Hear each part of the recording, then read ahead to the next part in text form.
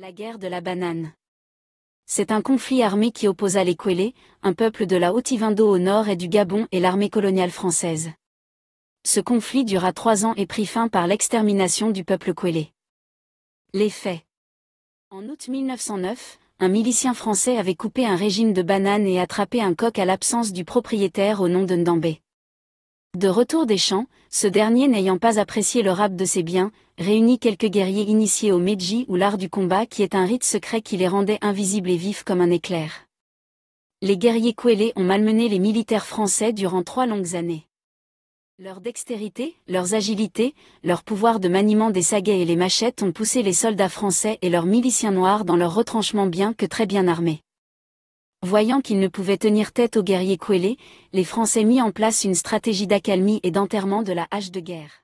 En septembre 1911, le poste militaire français de Makokou, chef-lieu actuel de la province, proposa un banquet arrosé de boissons et d'aliments qui fut mélangé à des somnifères.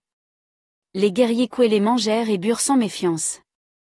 Drogué et affaibli, le chef de l'armée française donna les instructions de massacrer les soldats immortels Kwélé. Ce fut le banquet de la mort.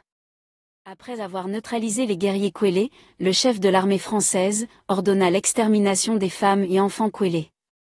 Ce fut l'extermination du peuple Kwélé, seules quelques familles vont survivre à la mise à mort programmée par la France.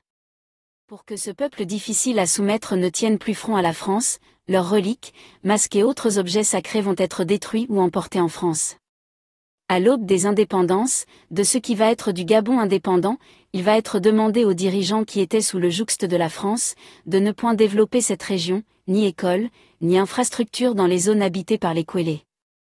Les Kwélé ne devraient pas également occuper les postes politiques d'importance, ce qui est toujours respecté par les présidents successifs du Gabon.